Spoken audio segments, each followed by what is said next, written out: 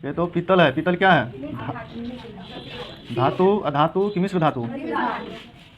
चलो ठीक है।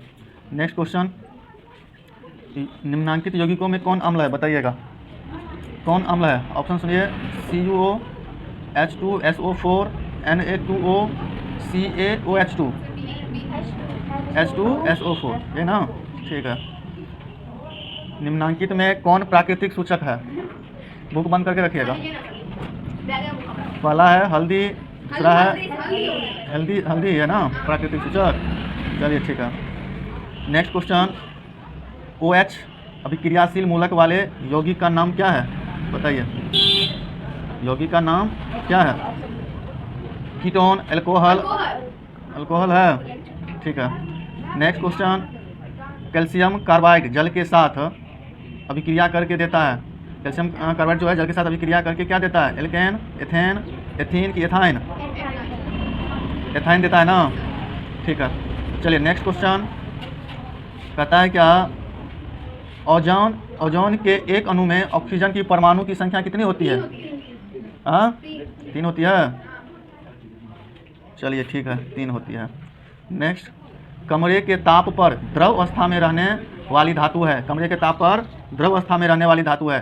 पारा, कैल्शियम, लिथियम, क्या होगा? चलिए ठीक, पारा हो जाएगा। पारा का क्या होता है सिंबल? नहीं पता है? याद नहीं करोगे तो कहाँ से पता चलेगा। चलिए अगला क्वेश्चन, सरलतम हाइड्रोकार्बन है। सरलतम हाइड्रोकार्बन कौन है? मीथेन, एथेन, प्रोपेन कि ब्यूटेन? मीथेन होगा। चलो ठीक है। अगला क्वेश्चन, निम्नांकित में कौन क्षारीय ऑक्साइड है? ऑप्शन सुनिए, क्षारीय ऑक्साइड के बारे में कहता है SO2, NO2, P2O5, Na2O, क्या होगा? Na2O होगा। बेकिंग पाउडर एक मिश्रण है। बेकिंग पाउडर एक मिश्रण है, किस चीज़ का मिश्रण है? Na2CO3 एवं CaO का, NaHCO3 एवं एसिटिक अम्ल का, CaOH2 एवं Na2O का, किसका है? बताइए। ये NaHCO3 एवं टार्टरिक अम्ल, बताइएगा क्या होगा? डी हो जाएगा, ठीक है। NaHCO3 एवं टार्टरिक अम्ल का, ठीक है। चलिए अगला क्वेश्चन है, न्यूक्लियस। न्यूक्लियस शब्द किसके द्वारा दी गई है? Robert brown. देखो बच्चा याद किया है, टेक्टे बोल दी, रॉबर्ट ब्राउन। किसके द्वारा दिया गया है? पौधों में भोजन किस रूप में जमा होता है? पौधा में जो है भोजन जो जमा होता है ना, किस रूप में? ग्लूकोज, प्रोटीन, स्टार्च की? वेरी गुड, स्टार्च के रूप में होता है। स्टार्च कहाँ पाया जाता है पौधे में? क्योंकि पत्ती में पाया जाता है। कहाँ पाया जाता है? याद रखिएगा। और याद रखिएगा, पौधे जो है अपना भोजन स्वयं बनाता है। किस प्रक्रिया से बनाता है? तो कहेंगे फोटोसिंथेसिस, यानी प्रकाश संश्लेषण प्रक्रिया से पौधा अपना भोजन स्वयं बनाता है। इसलिए पौधे को हम लोग क्या कहते हैं? स्वपोषी पौधा कहते हैं। और हम लोग क्या है? मानव क्या है? जंतु क्या है? क्या कहेंगे? परपोषी है, क्योंकि हम लोग जो है कहीं ना कहीं दूसरे पर निर्भर रहते हैं, इसीलिए। अगला क्वेश्चन है, प्रसिद्ध पुस्तक नाम है द माइक्रोग्राफिया। क्या है? द माइक्रोग्राफिया किनके द्वारा लिखा गया है? Very good, Robert Hooke. और याद एक चीज़ और रखिएगा, रॉबर्ट हुक ही जो है सर्वप्रथम कोशिका का खोज किए थे। याद है? क्लास 9th में पढ़ाए हुए हैं ये, रॉबर्ट हुक। याद रखिएगा ये बात सब। पौधों और पशुओं की कोशिकाओं का वैज्ञानिक अध्ययन क्या कहलाता है? बताइए।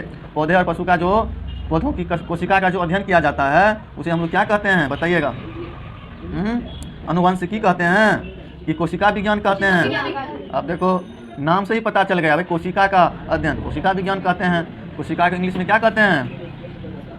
बताइए। सेल कहते हैं। अब उत्तर को क्या कहते हैं? टिश्यू कहते हैं। चलिए, मानव हृदय घिरा हुआ है। मानव हृदय किस चीज़ से घिरा हुआ है? बताइएगा।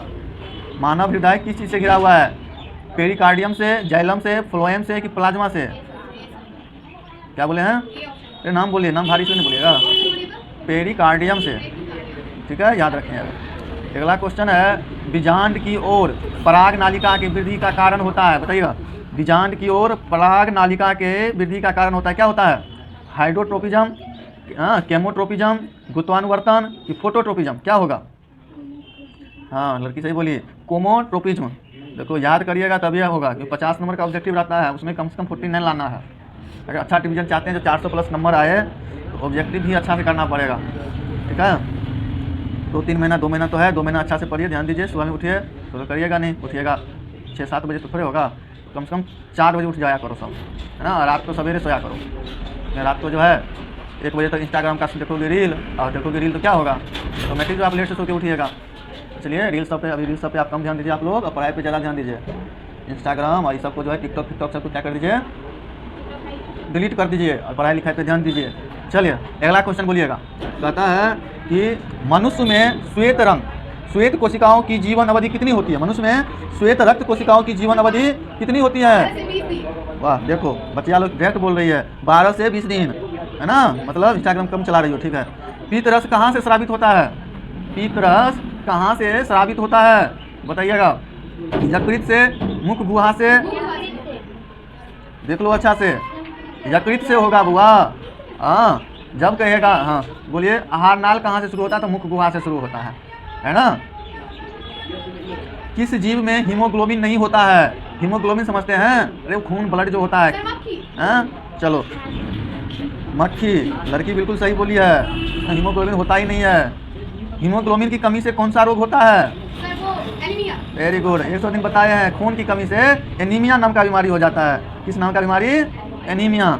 मनुष्य के आहार नाल में अवशेषी अंग है। क्या है अवशेषी अंग मनुष्य के आहार नाल में? कोलन, हाँ, अपेंडिक्स, सिकम की रेक्टम, बताइएगा। बी होगा, बी में क्या दिया है? एम्पेंडिक्स, ठीक है, याद रखना है क्या? एम्पेंडिक्स, ओके। चलिए नेक्स्ट क्वेश्चन है, निम्नांकित में कौन ट्रिप्सिन एंजाइम का कार्य है? बताइएगा, निम्नांकित में कौन ट्रिप्सिन एंजाइम का कार्य है? ऑप्शन, वसा का पाचन, कार्बोहाइड्रेट का पाचन, प्रोटीन का पाचन, इनमें से सभी, ठीक है, प्रोटीन का पाचन। मुख गुहा में आहार का कौन सा पाचन होता है? जब हम लोग खाते हैं ना, स्टार्टिंग मुख गुहा से ही होता है पाचन क्रिया, भी समझ लो। तो भाई उसमें कौन सा भाग में पाचन होता है? कौन सा भाग का पाचन होता है बताइए? मुख गुहा में कौन सा भाग का पाचन होता है? लास्ट में कहाँ ध्यान है बोलो? प्रोटीन, कार्बोहाइड्रेट, वसा, न्यूक्लिक अम्ल, बताइए। कार्बोहाइड्रेट दिया है, क्या दिया है? कार्बोहाइड्रेट होगा, याद रखना है। ऑक्सीजन का वाहक कौन है? ऑक्सीजन का वाहक कौन है? WBC, लसिका कि RBC?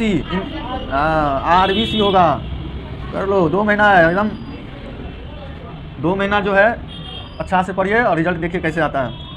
रक्त में शर्करा का स्तर नियंत्रित करता है, बताइए। रक्त में शर्करा का स्तर नियंत्रित करता है, क्या होगा? ऑप्शन सुनिए, रिलैक्सिन, एस्ट्रोजेन, प्रोजेस्टेरोन, इंसुलिन, क्या होगा? चलिए सही है, इंसुलिन होगा। नेक्स्ट, मानव शरीर में सबसे लंबी कोशिका कौन है? देखो पूछता है, बहुत बार क्वेश्चन पूछा गया है ये कि मानव शरीर में सबसे लंबी कोशिका कौन है? रक्त कोशिका, मांसपेशिया कोशिका, तंत्रिका कोशिका, दिल की कोशिका? किसका हो जाएगा? तंत्रिका कोशिका होगा बुआ, तंत्रिका कोशिका होगा। दिल विल पर ध्यान मत दो, ठीक है। आगे सुनिए, चलिए हो गया, चला गया ध्यान, लेकिन हम ध्यान नहीं देना है, ठीक है। प्रकाश के परावर्तन के कितने नियम है? वो है ना, पिछले क्वेश्चन में भी पूछे थे ये। 2 नियम है, आप लोगों को 2 नियम याद है ना प्रकाश के परावर्तन का? क्या नियम है? पहला बोले थे हम, आपतन कोण, परावर्तन कोण तथा आपतन बिंदु पर डाला गया विलंब, तीनों एक ही तल पर होता है। दूसरा नियम बोले थे, आपतन कोण और परावर्तन कोण क्या होते हैं? बराबर होते हैं, ठीक है। चलिए नेक्स्ट क्वेश्चन क्या है समझिएगा। अवतल लेंस का आवर्धन होता है, वो अवतल लेंस के आवर्धन का क्या फॉर्मूला? M बराबर, याद करो, आवर्धन का क्या फॉर्मूला?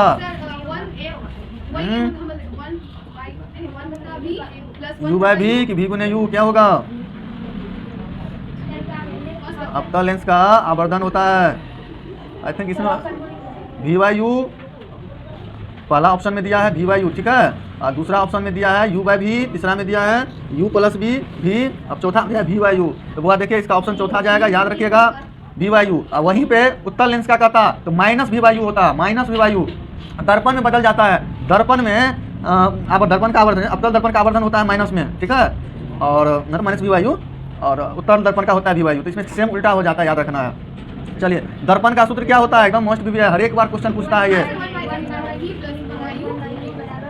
ठीक है। ये देखो, ये हो जाएगा दर्पण का 1/V + 1/U बराबर 1/F। वहीं पर अगर 1/V - 1/U बराबर 1/F रहेगा तो वो किसका हो जाएगा? वो हो जाएगा लेंस का। किसका हो जाएगा? वो लेंस का हो जाएगा, याद रहेगा, किसका हो जाएगा? लेंस का। टिंडल प्रभाव प्रदर्शित करता है, वह टिंडल प्रभाव प्रदर्शित करता है, क्या प्रदर्शित करता है? प्रकाश का परावर्तन कि प्रकाश का विक्षेपण कि प्रकाश का अपवर्तन कि प्रकाश का प्रकीर्णन, बताइएगा। वह इसका आंसर हो जाएगा डी, प्रकाश का प्रकीर्णन। क्या हो जाएगा? प्रकाश का प्रकीर्णन। थोड़ा अब जल्दी जल्दी थोड़ा पूछते हैं, ठीक है। कौन सा लेंस हवा में अब सारी लेंस भी कहलाता है? बताइएगा। अवतल लेंस, उत्तल लेंस, अवतल लेंस और उत्तल लेंस दोनों, क्या होगा? उत्तल लेंस होगा। क्या हो जाएगा? उत्तल लेंस। उत्तल दर्पण में प्रतिबिंब बनता है। बाबा उत्तल दर्पण में कैसा प्रतिबिंब बनता है? जल्दी जल्दी बोलिए। वास्तविक, आभासी, वास्तविक तथा आभासी दोनों, जल्दी बोलिए। वह इसका हो जाएगा आभासी। उत्तल दर्पण में आभासी प्रतिबिंब बनता है, ठीक है। अगला क्वेश्चन, प्रकाशिक माध्यम कितने प्रकार के होते हैं? प्रकाशिक माध्यम कितने प्रकार के होते हैं? Last bench, don't talk.